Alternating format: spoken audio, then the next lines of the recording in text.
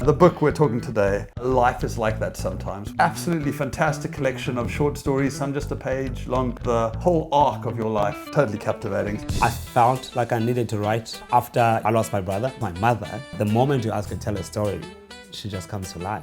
And I think I inherited a little bit of this from her. My family home, the homestead, was just always busy and buzzing. The moment you said your name, you must respond and say, "Dad, I'm cool!" Says, "Khaya, what's going on?" And I just broke down and I told him. While I was in that process of writing this book, I lost my mother and then I just stopped writing. I was like, I can't. Welcome to the Non-Fiction Book Club. I'm your host, John Bradshaw, and we've got a great show for you today. A reminder to sign up to our newsletter at www.nonfictionbookclub.co.za to always be the first to hear about reviews, interviews, and get great discounts on the books we cover here. And now for the show. It is my great privilege and pleasure to introduce Khaya Dlanga as our guest today. Khaya is a multi-award-winning marketing executive. He started on the agency side. He then had big roles at Coca-Cola, Heineken, Rain. He was the CMO at Rain. Then went back to the client side as now the managing partner at growth consulting EatBigFish. But he's also one of my favorite authors. And so he's written 5 books, of which I have 4 of them here. 2012 was In My Arrogant Opinion. That's hard to get hold of. It is. 2015 was his first memoir. To quote myself, brilliant book. These things really do happen to me. I like the evolution of the pictures as well on these. You look so young and innocent there. Then the COVID one. Yes, it's the answers for me. All the responses to you on Yes. social media. And the book we're talking today, Life is Like That Sometimes, which is a absolutely fantastic collection of short stories, some just a page long. Every story is magical, but the whole arc of your life from the small village in the Eastern Cape to where you are as a high flyer in Joburg is totally captivating. So a huge welcome to you, and it's wonderful to have you here. No, thank you, Lord John Bradshaw. No, we need to behave. Because I'm thinking that John Bradshaw sounds so aristocratic. It's like, it doesn't sound like, I know you're saying that, you're probably working the fields. Yeah, I was definitely working the fields. Forefathers. No, actually the name is interesting because it's a litmus test. People either say, "Are you related to Carrie Bradshaw?" And then Sex and the City, or they say, the wrestler. And then they're into WWE. Was it John the Hawk Bradshaw? No? What is it? It's John Bradshaw Lafayette. John Bradshaw. I think I remember that guy. Yeah. So the book, this book, clearly it's it's a huge number of stories. It's an incredible collection. So it must have been a huge effort to write. What drove you to write this book? Why did this book have to be written? It was interesting because there was I felt like I needed to write after I lost my brother, and I think it was just like to get away from thinking about that. But what my publisher kind of wanted me to do was for me to write a book about grief, and then I said I can't write a book about grief. I'm just not there, and I wouldn't know how to write about grief. So it's not in me. It's not like I am. Who wrote the screw tape letters again? C.S. Lewis. C.S. Lewis. I was like, I'm not C.S. Lewis. Who is probably considered to have written the greatest book on grief. So I was like, it's not me. So I'll just write about my life, and I'll find that. And while I was in that process of writing this book, I lost my mother, and then I was like, and then I just stopped writing. I was like, I can't. I can't do this. And my publisher very kindly stopped sending me emails and asking me about my deadline. Compassionate. Compassionate. Which is, and it's the only time in history that that's ever happened. They're like, okay, they held back until I was ready. They didn't even ask me when I would be ready. And that's what really compelled me to write the book, really. Yeah, because it is. You can see even from the early stages, you clearly by the end of the book, you get to your brother and your mother's passing, which we'll talk on. But there are plenty of bittersweet moments in the first half as well. Your mother, Nongeba, she was an incredible storyteller. Oh, she was great. It comes out in the book. What made her story so compelling? You know, I don't, it's interesting because sometimes a story is not necessarily compelling because it's a compelling story. It's because of how the person's telling it makes it compelling. Yes. Right. And that was just my mother. She was just like this. And because in many ways, she always seemed like this reluctant storyteller. Oh, stop. Hold me back. No, I won't. Okay, fine, you know. Fine. I'll tell the story. And the more she got into it, the more animated she got and the more descriptive. And she was also like quite funny, you know. And I think that's what made her a very compelling storyteller. And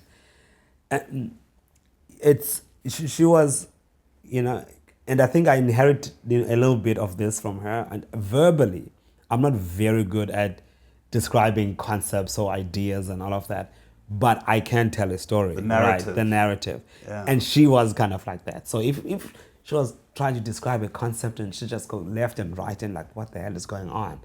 But the moment you ask her to tell a story, she just comes to life. Incredible. And she was also the woman wearing the pants. Yes. In the story. Oh. So it seems like she was a strong, independent mind in a context that Yes. couldn't have been easy to be there. Oh yeah, it was. I definitely don't, because it was a very conservative. I mean, you know, Eastern Cape villages, despite the very progressive people it tends to, you know, they tend to produce, there is also a lot of conservatism there, and I imagine what even I can think about, you know, Winnie Mandela, who is probably maybe one of the most famous Xhosa women, you know, in history.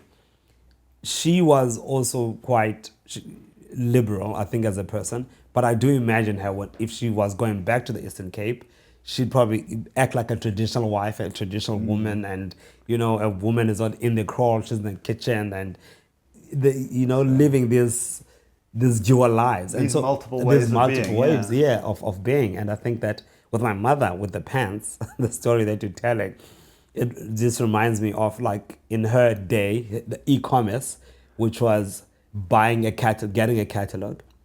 So she'd get this catalog, and from her sister who lived in Durban, and she would then pick the clothes that she wanted, and then she would send them to wherever they were sending. There was some place that yeah, you did some the post place, office work. yeah, and then the package would come, buying where she bought pants. Women just didn't wear pants in a day. It was just like taboo. It was not even a thing that was considered. And I think you're probably accused of being like a prostitute and and things like, and a woman of unsavory character. And so there's a story she told me of how she would, like, late at night or early hours of the morning, she'd wake up if she was going to town. So she'd wake up in the village, my grandfather's house, take her pants that she'd bought from the catalog and hide it, you know, in the garden somewhere, so that when she leaves, and then she'd pick it up and walk to town. And she'd go to town, and this is the funniest thing. She'd go to a Catholic church and she'd change into the pants because she had a friend who was in the Catholic church, change into pants, take pictures in the Catholic church.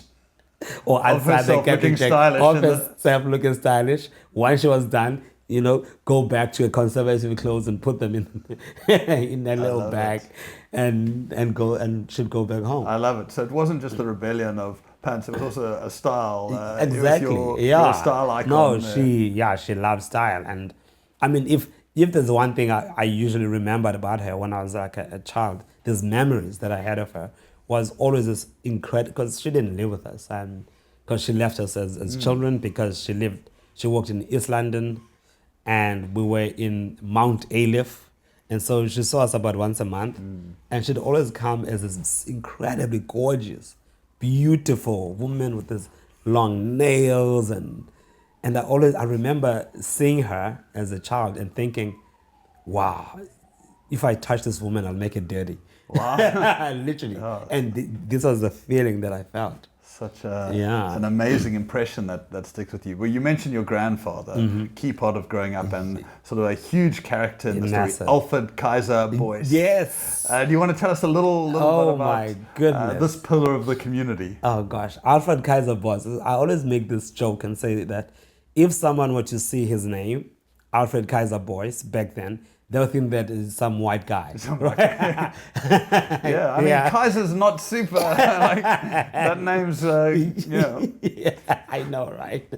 So, Alfred Kaiser Boyce, and so he was this incredible character who, I mean, he ran, in many ways, he ran the economy of the village, because every single cow in the village had to be registered with him, because I forget what his role was. We'll call it in Xhosa, not deep. the keeper of the records. The keeper of the records of the deep and all of that. So every single, when a calf was born, you had to go and record it. You registered with him. If a cow died, you had to let him know. If you slaughtered it, you had to let him know. And there was, I forget the name of this thing now, but anyway, so, and he ran the deep to make sure that the cows were healthy. Yeah. And not just the village. There were like, I think, the 4 surrounding villages. So he was recording all of those. And so this meant that he was in contact with almost everybody. Yes. And so everybody knew who he was in the community. And because I think of his fairness and how strict he was, a lot of people kind of would come to him for guidance as well. And so my family home, the homestead, was just always busy and buzzing with people either looking for my grandfather or looking to talk to my grandmother. I mean, there is an incredible story where it's a legendary story where one of my uncles, but not direct uncles. I mean, I don't even know how I'm related. Uncles. I don't even know how I'm related to him. That's a South African thing, not just a Xhosa thing. Yeah, it is it's definitely. Yeah. So now we share. He shared the same surname as my grandfather, and his wife reported him and said that he beat her up, and so a trial obviously took place. Well, not obviously, but he was also like the judge of the family affairs, because are very extended and large, which was the tribe of the Snama, so the Snamas. So this one time, so everybody who had something to say and observe the case sat around to kind of listen, to the case. So my grandfather would sit right in the middle, like this stool in the middle, and everybody kind of formed a V shape. And everyone had something to say, would stand up and make whatever case they had to bring, either for the defendant or for the accused. And apparently the legendary verdict that my grandfather, I was like, okay, well, first of all, the neighbors say that they heard you arrive late at night shouting at your wife. Then you hit her. When you got tired of hitting with your hands, you picked up a sjambok and you beat her up with a sjambok. And the neighbors arrived, and clearly we can see the evidence that you did beat her up. And clearly you are very good at beating up women, and people are smaller than you. So I have decided, this is my verdict, that I'm going to get the biggest guy in the family and the toughest guy who's bigger than you, for you guys to have a fight so that you can see what it's like. But obviously the fight was not going to happen, in the homestead. They took them far away to some veld, and obviously the guy stood no chance. He got, beat up properly by this, by this family member who was well known for being a tough guy. And he never beat up his wife ever again. And from that day, people in the village, apparently, when women were beat up by their husbands, they'd go to my grandfather. It's incredible. I mean, there's so many stories. There's also the story of where he plays judge over the stabbing. The stabbing incident. So there's that. There's the cow home affairs type thing. Cow home affairs. Like that is obviously not something I fully understand. But for me, one of the things I love is that he wanted you to run everywhere. Oh my goodness, my you can't be walking somewhere to do an errand. Yeah, oh, you can't. And this was the thing about him. Like you had to, And I think it was a way of creating like a sense of urgency. Yeah. That like not just maybe urgency, but agency as well, right? And when he called you, you couldn't just say, we'd say Tatom Cool, right? You couldn't just say, you couldn't wait and be like, Tatom Cool. The moment you said your name, you must respond and say, Tatom Cool! And run to him, right? But also, no, you didn't just run. You had to grab your stick as a boy and run with him, to him with your stick. And you had to stand at attention with your stick like this while he was addressing you and talking to you. Ready for instructions. Ready for instructions. And the moment he gave you instructions to go wherever, you had to run. Yeah. So, but he was quite a character, my grandfather. No, it's incredible. And I feel like we could spend the whole podcast talking about him. Bayabili, the horse. I love that. So this is a part of what I love in your writing, that you just describe in very personal and nuanced ways a world that I have no first-hand experience of and could never get first-hand experience of, because as soon as I'm there, it changes the dynamic, and that's very precious to me. There's a later part of your life where you go to a Model C school, of what used to be called Model C. I think they rebranded. But this was a fantastic insight for me, because I was on the other side at a Model C school in Cape Town, and it was only years later when I looked back that I realized how differently all the boys coming from different contexts. I was just a stupid 14-year-old. Yes. So I love that part of the book with you talking about getting up at 4:30, going. Maybe talk a little bit about what it was like. It was Hudson Park. Hudson Park in East London. In East London. That the Ndungwane brothers, this former Springbok players, went to Hudson, just to say.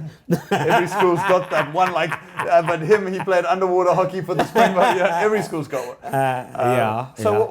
That must have been a huge shift. You had been to a few different schools, but that must have been a huge shift in your context. What was it like? No, it was a massive shift, because number one, so it was not only just a shift, I think, for me, but it was, funny enough, a shift for the community that I came from, because they had never seen. So I'd be walking from school, this is even primary school, walking to school or from school, and they would see my school uniform, and they'd be like, that uniform belongs to white people. Literally. And they'd be like, this is like in the township, I'm Tanzania. And they'd ask me like, so, do you go to a white school? And they'd be like, yes, I go to a white school. So this is 1991. I was like, you go to a white school? Yeah, I go to a white school with white people. Yes, yeah. And then they'd be like, so are you in the same class as the white kids? Yeah. And yes, I'm in the same class as the white kids. And they're like I at the back. No, I sit like with everybody. And during break, do you guys play together? Yes, I play together with the white kids. And they were like, no, man, I'd literally be surrounded. I'm not even joking. Tell us what it's like. The fascination, and these are grown up. It's not kids who are asking me these questions. And then they'd be like, so can you speak English? And then I'd be like, yeah, I speak English. And and then they'd be like, okay, speak English then. And then I have to start making. And then you'd have to start telling stories in English. In English. But then in the school, so I suppose the big difference was how early I had to wake up, to go to school.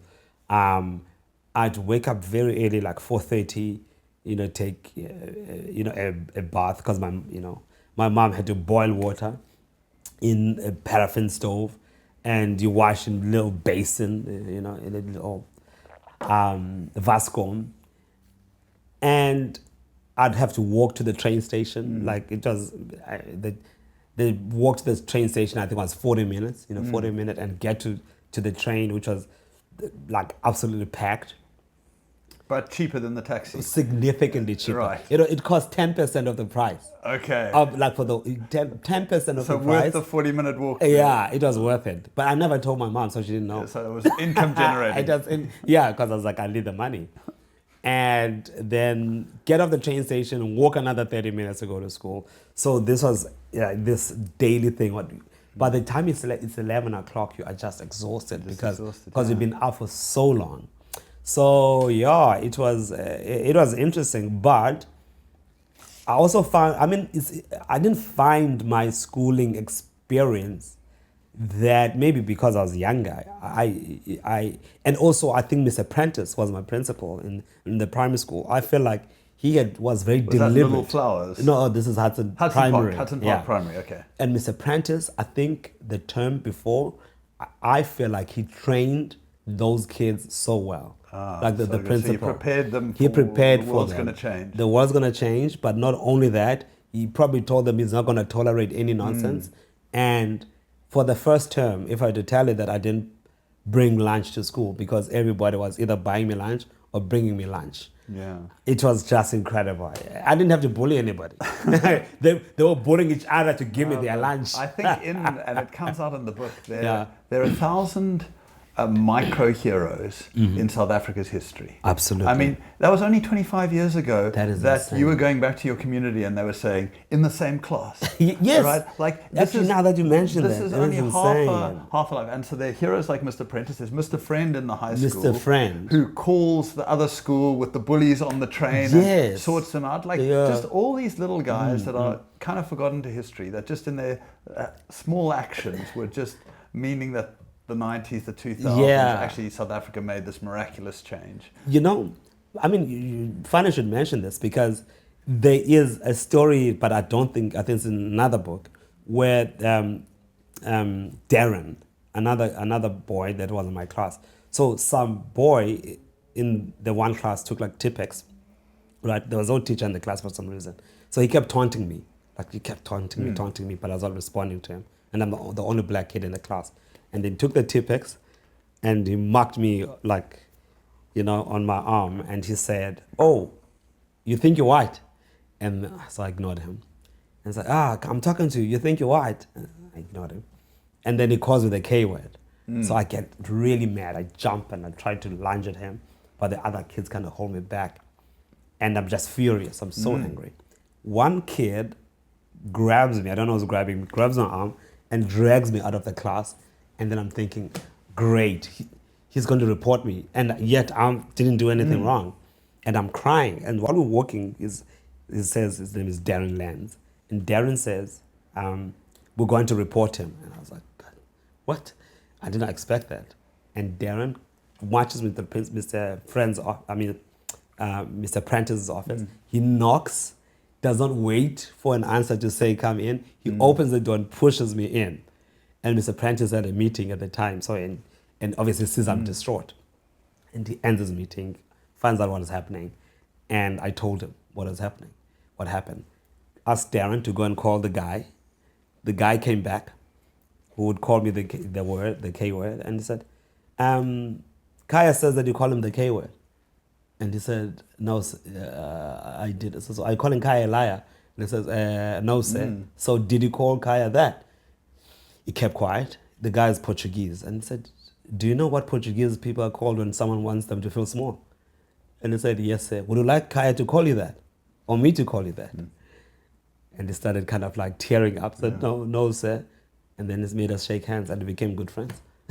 That's so we had there were these little things. But I also think when I see that Darren, right, we sometimes talk about privilege or white privilege or the privilege when you have in power.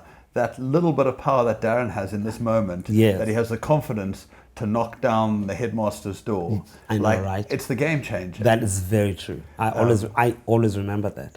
It's incredible. Small acts of bravery. Well, I'm wanting to move us forward. I'm going to cheat a little bit. Okay. Because our lives interacted a little bit. I had lots of friends at Jubilee Community Church. You came down to study at Red and Yellow. And I think this is to quote myself, the story of when you went to Red and Yellow. Triple A. Triple A? Yes. Sorry, it was Triple A, the advertising. Yes. And you ended up, do you want to talk a little bit about that season of your Oh, that was crazy. So, I mean, I because I mean, long story, but I lied to get into the Triple A.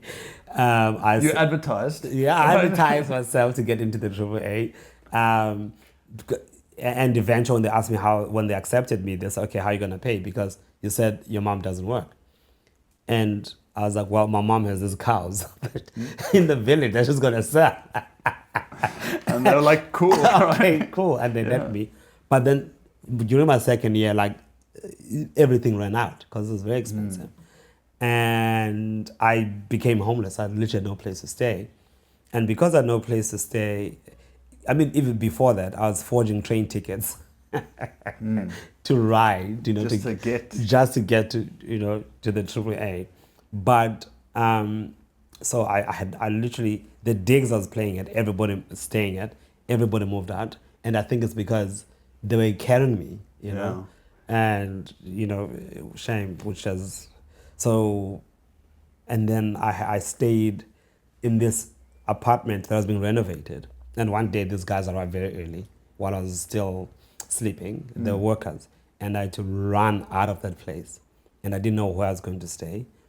And eventually I decided I'm just going to have to sleep on the desks at the AAA. At the AAA, wow. And then I was sleeping on the desks at the AAA. And when everyone was asking me what's happening, I said, guys, the deadlines, right?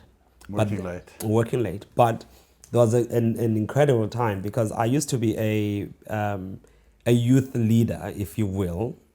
I was helping out actually with youth at Jubilee every Friday. A church and observatory. Yeah, a church and observatory. So now he took me. So this one time, Alistair Buchanan, who was, I think, responsible for the youth. So I think it was 2 Fridays in a row where he was dropping me off in town on a Friday at 10 o'clock.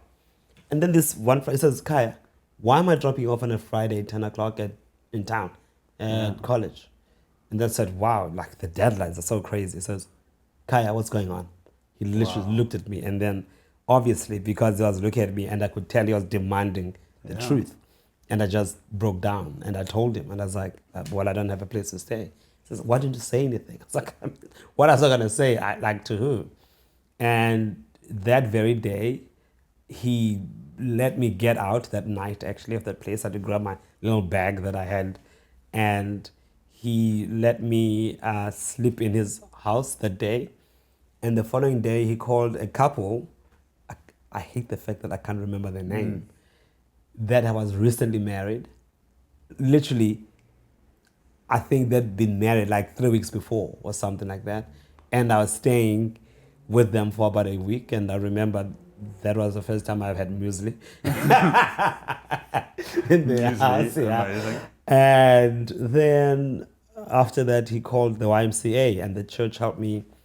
And I stayed at the YMCA for a month while looking for 2 months while I was looking for a job. And I got a job at the River Club at the time and driving range and as a waiter. And I started making enough money to start paying for myself. I mean, I love that story so much because Alistair Buchanan could have so easily not asked the question. He could have wondered about it, but it's the kind of question that gets an awkward answer that is going to require action. Exactly. Right? So and he was asked him the prepared, I question. suppose. He was prepared for the awkward answer because it was going to require actions from him. I love that. So it's extraordinary. We'll do some research and find out. We'll put our researchers on it, and we'll find out who the family was. I just love that. Such a practical compassion in that moment that ends up just being a little inflection point. Another little and the fact that couple was just married and they said yes, that is insane to me. Yeah. And I think I always felt so guilty that I was, and I know maybe they never expected me to give back anything, but I've always felt like, you know, maybe somehow I needed to say thank you to them somehow, and I've never been able to, you know. Okay. Yeah. It's look, I mean, there's so many funny stories in here, but the book really has a transition as it goes through. As you spoke about at the start, how you stopped writing for a while, and really feels like then you started processing your grief and the tragedy of your brother and then your mom's passing. But it's an incredible gift to us because of the honesty with which you tell the story, the vulnerability you talk about your own feelings of guilt and therapy. I'd love for you to share a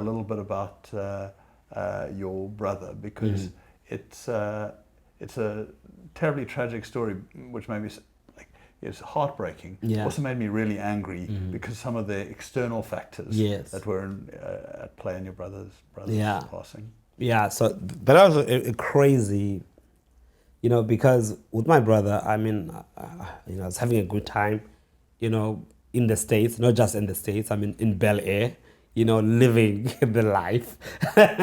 So, and it's great. I'm having the best time. And then when I got back to my place in Cape Town because my brother had moved in to live with me. And he was actually working at Catch and Release, which is the in-house agency for Rain, where I was CMO. And when I got back to my place, I realized that, wait a minute, I've got a whole bunch of missing items, electronic goods. Where's my PlayStation? Yeah, where's my PlayStation? Where is my this? Where is my that? And so my brother said, oh no, while you're on holiday, I was staying at a friend's house and he doesn't have certain items. So I took them to his place, but he's gone to the Eastern Cape and he's going to come back in 2 days' time. I don't think nothing of it. I wait 2 days. 2 days turns into 3. And I said, but your friend, where was my things? He said, no, he's still in the Eastern Cape again. And then the third time, I was like, but Nganga, what's going on here? And he said, no, my friend is in the Eastern Cape. And then I said, okay, fine, listen. I'm going to give you a deadline because that was almost like 10 days. And I said, this is my deadline for you. If I don't have my things by 12 o'clock on Friday, I'm calling the cops. But then I said, actually, just wait. Tell me, are you in trouble? Like, is there something wrong? Yeah. And he said, no, I'm fine. No, there's nothing. I said, Nganga, are you sure? Are you in trouble? I said, no. I said, okay, shut up. If I don't have anything, by 12 o'clock, I'm calling the cops. And then at 11:30, he kind of gives me a call and he says, can we meet? Great. I meet up with him in the boardroom. And then he says, what I'm about to tell you is the worst possible thing in the world. And I felt like, what he was telling me, I was like, I think he's priming me for something. He wants me to think the worst possible thing. And I was thinking, oh my goodness, it's drugs. It's drugs. I was Murder. like, it's drugs. Like, what is this is what's happening. Oh Lord, what is he gonna tell me? And then he says it's the worst possible thing, and he says he's got a gambling addiction. And then I was like, I actually had such a relief when I found out. Yeah. When he told me this. I said, okay, great. At least now we know. Now we know. And because we both know, we know we can do something about it. So thank you for telling me. But here's what I'm going to do. Because you're working in this office, I am going to tell your boss and I'm going to tell my boss that the founder of Rain, and I'm going to tell so that if things start going missing, I don't want people to start wondering. And it's you, like, office computers and all of that. And I don't know if you... Anyway, eventually he says, okay, fine, I speak to Craig and Brandon, and they both then say, I mean, incredibly generous of them. They talk about the fact that in their own families that people struggle with certain addictions. And I said, the one thing they have to do, just tell the truth. That's all you have to do, just tell the truth. And they would support him, would help him go to rehab and so on.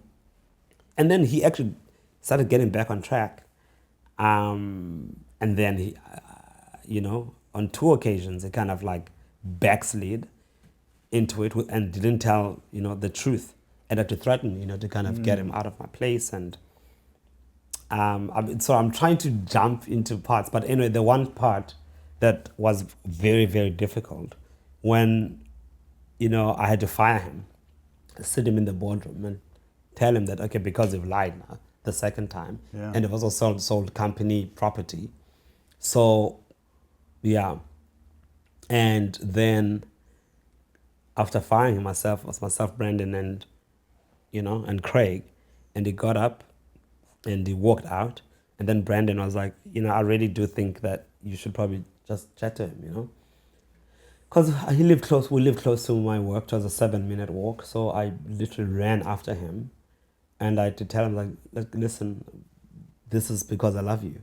You know that I don't hate you. Nobody hates you for this because it's an illness. Like, we can't hate you for it. And we're going to fight this, you know. And once I got to my place, I got him to call my mother and to tell my mother that I've had to fire him because he's, been stealing. And he's had this gambling addiction, which I didn't tell my mother about, by the way. And now what was even worse was like, I can't allow you in my place because I can't trust you. The only time you can get back inside the house is if I am in the house. Oh, no. And can I have your phones? Because you use them to gamble. Yeah. And then he gave me his two phones. And and then I told him after a few days or weeks, I basically said to him, you will have to tell me when I can trust you again with your phones, because I'm not a prison warder, and also the keys so you can get into the house. So that responsibility will have to be on you. Yeah. And he got back into the, at some point, eventually he was like, his things is ready now. Got back in, and then not long after that, he backslid again, right, into the gambling habit and the threat. So I was going to, the following day, I was going to go to Joburg, flying from Cape Town to Joburg. And I told him that the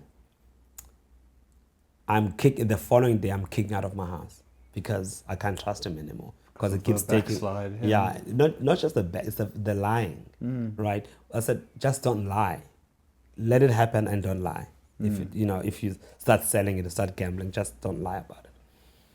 But my plan basically was that I would go to Joburg, come back, and tell him, once I've come back from Joburg, that, okay, I'm sending you back to the rural areas, to the village, so that you get your life back on track. And then tragically, while I was in Joburg, he took medication and took his life. And that was a very hard, thing to hear. It was very, very hard because I was very involved. And the questions I kept asking myself was, did I push him to get better too quickly? Was I too harsh on him? Was I too strict too quickly? Like, there was just all these questions that I had. Impossible questions. That you can't answer, and you should not feel guilty because you didn't do anything, but you can't help but feel the guilt anyway, because I suppose human nature is human nature. And even though I needed to understand that I am not the guilt that I'm feeling, but you can't help attaching yourself to the guilt. Can't help attaching it. And I think, thank you for sharing that. And I think there's something precious in the way you've shared the full story, including your process of working through those thoughts in the book, because you really do honestly take us on that journey that allows us to feel a little bit of how hard it must be for you. I guess the bit that makes me angry is that there's a whole industry that's built around taking advantage of that illness. Right? And I think in our lifetime, online gambling advertising is going to be the same as cigarette advertising. Oh yeah. We're like, the celebrities now that have their faces up at Cape Town International are going to be embarrassed. They are going to be so embarrassed. So I really do think there's this temporary season where we need to protect the vulnerable while the law catches up with just how terrible the gambling addiction and the advertising to addicts, how problematic that is. It's insane. It's like because they know how to hack the brain of the addict, right? And they've hacked the brain of the addict, and which a friend of mine said this very well, or he said that they say that you must gamble responsibly, but they're doing everything they can to to make sure that you can't gamble responsibly. So it's like, No, it's insane. It's And, diabolical. in one sense, you just have to like step back and say, advertising works. Yeah. Right. Right.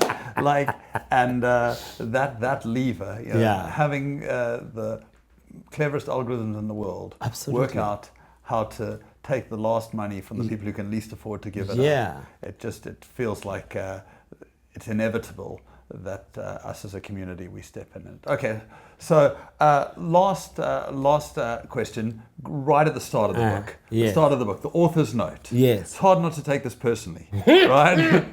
Right. No, you've got all of them. No. You don't. But I think it's worth it. You share some of your frustration with the fact that most people who buy books are white because of the history of South Africa and economic inequality, and white readers like me, not me, but like me, are bad at buying books by black authors. I mean, you want to talk about that frustration? What can we do about that? You know, like, it's interesting because I think that as time went on, I'm thinking about it slightly differently, because there's a general issue of people buying less books just Buying generally. less books, not right? reading as much. Yeah, not reading as much. So there's that issue, because thanks to the phone and the doom scrolling, right? And now the consequences of that also it has other ripple effects, right? And so you probably have like older readers now, and they're dying. That's right. And but what is also true is the fact that like white readers generally don't buy as many books by black writers, and it almost feels like it's a lack of interest in lives that are not like like ours or like yours, and yet black readers will buy white writers, right? There are very few that do buy. But also it's a nature of the fact that there are more white writers than there are black writers in the first place. So it's like this like unending wheel. Vicious right? cycle. It's like this vicious cycle. And I mean, there aren't, so I can't even feel that hard done by, because compared to many writers in the country, like I am probably selling more than a lot of writers who write books in the country. But even that, it's a very small base, and it is nothing. It's laughable. When I look at my book sales, I was like, oh my word! And I'm a bestseller. How is this even possible? And I think part of the solution has to be that if you're selling to readers and you're trying to work out how you split that pie, the pie is too small. That's true. So it's showing people how books are a broader solution to entertainment, to learning, to gifting. How can we open up it as a category? Well, I will say that if you're white, no, whether you're white or black or whatever your race or nationality, this is just a fantastic book. You've opened up a world that I don't know, including the world we haven't spoken about at all of being cool in Joburg. Never been cool in Joburg either. But just a fantastic book. The storytelling is magical. I think you're the modern Herman Charles Bosman. Thank you. Do go out and get this book. Khaya, thank you so much for being on the show. It's been a brilliant discussion. Keep writing books. We love them. And to all of you, thank you for joining us on the Nonfiction Book Club. Remember to sign up at nonfictionbookclub.co.za to make sure you get discounts on this book and other books like it. And we'll see you next time.